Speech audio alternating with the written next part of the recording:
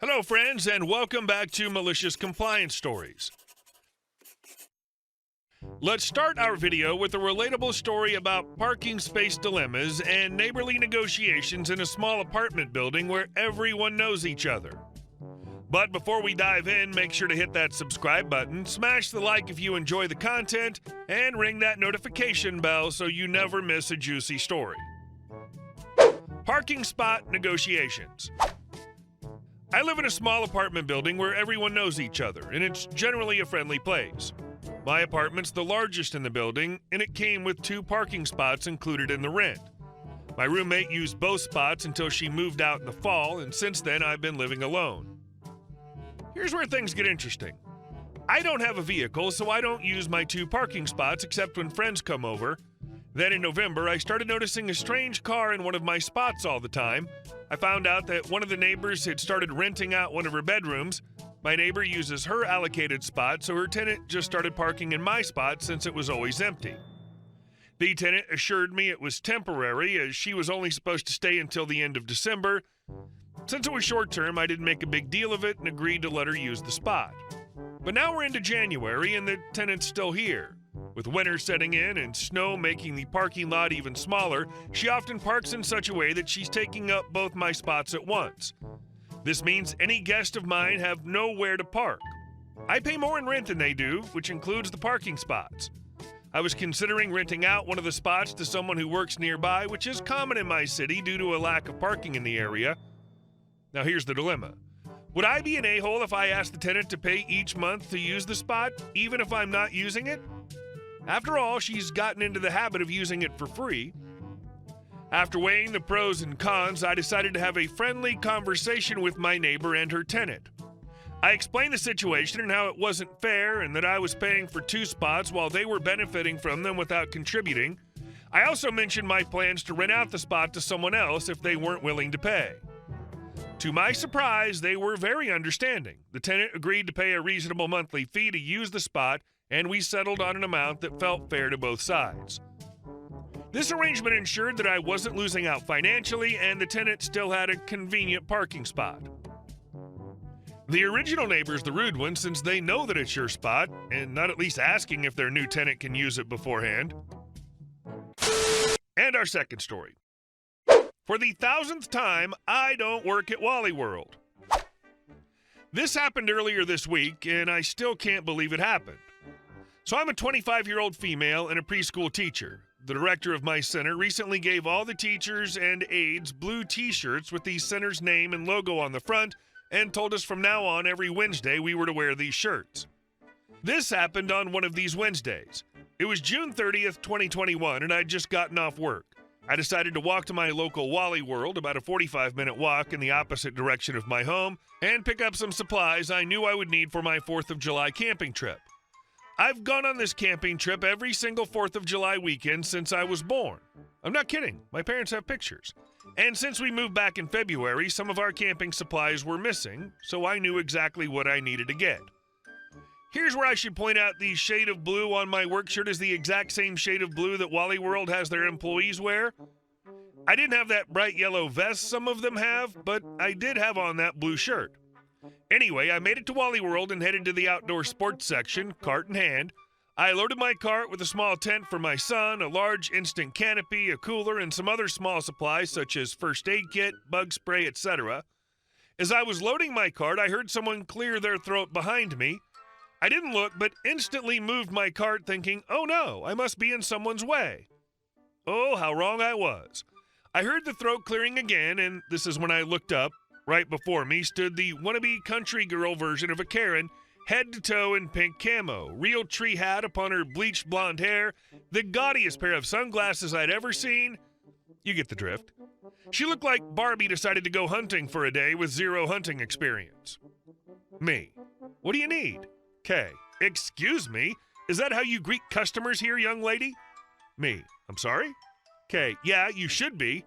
You're not standing at the register like you should be. Instead, you're walking around the aisles like you're on a leisurely stroll.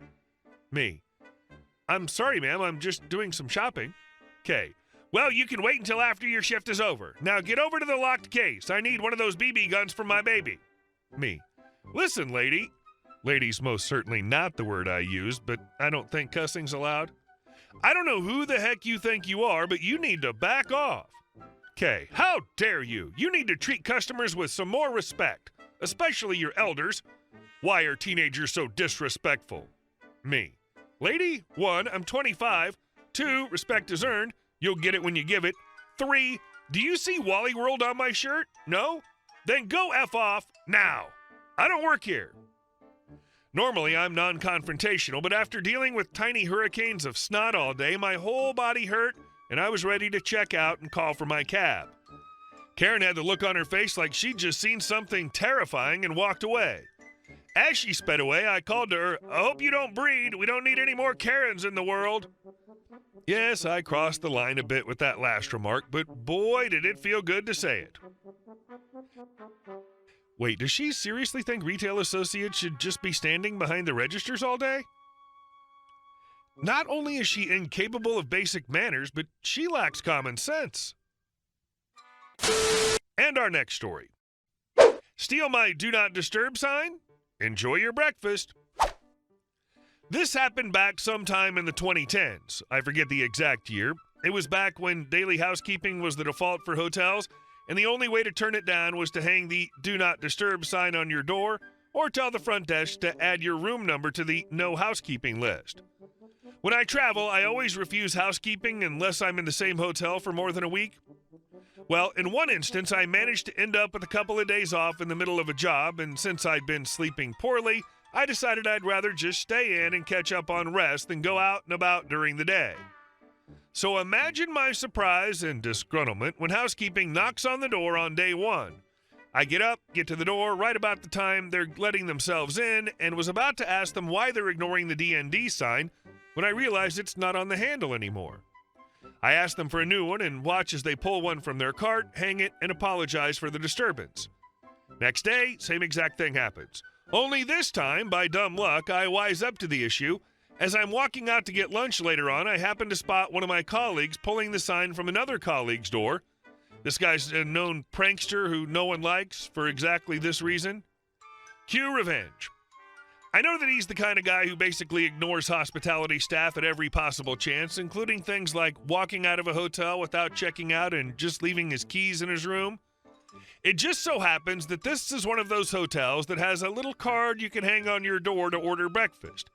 It gives you a place to indicate what time you'd like it delivered and check boxes for what you'd like.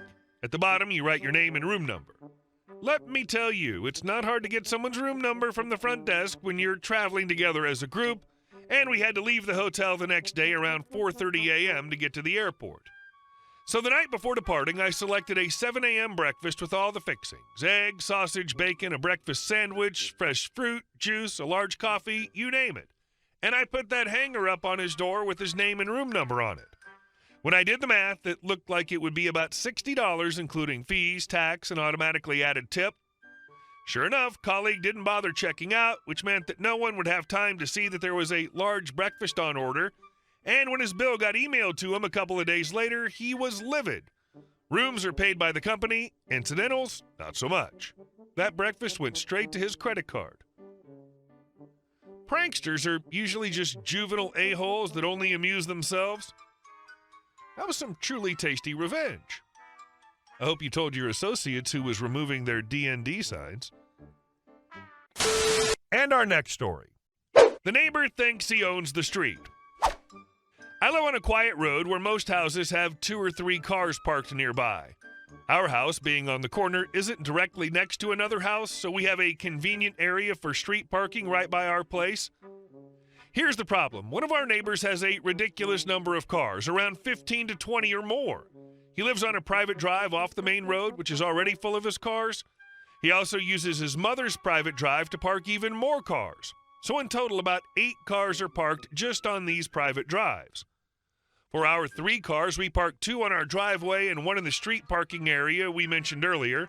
But then this guy got a new car and parked it in our spot. We didn't mind too much at first since there was still room for us, but then he got another car and took up the whole space. We had to squeeze our car between our neighbors and our house, which was a bit tight but manageable. Today, he got yet another car and parked it there too, leaving us with no street parking by our house. He's also spread his cars all along our road and even onto the next road.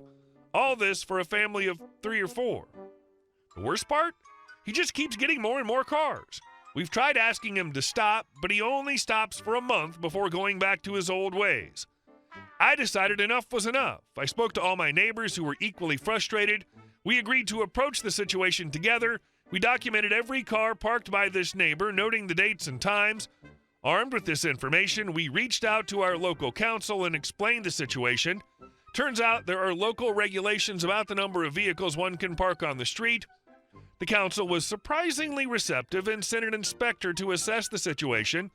The inspector confirmed our neighbor was in violation of several parking ordinances.